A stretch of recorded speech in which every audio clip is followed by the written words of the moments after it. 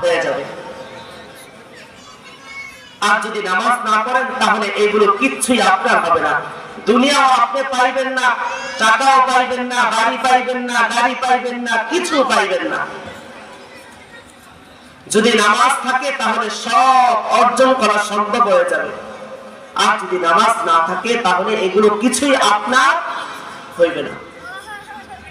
এজন্য সবচেয়ে প্রিয় আমল আল্লাহর কাছে কোনটি বলেন? নামাজ।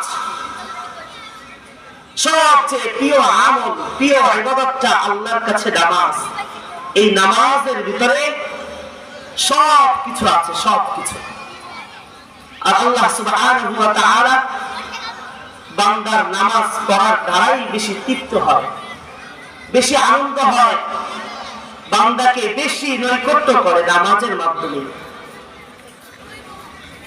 আল্লাহ সুবহানাহু ওয়া তাআলা সূরা বনী ইসরাঈলের মধ্যে বলেছেন, ওয়া কাদা রাব্বুকা আল্লা তা'বুদু,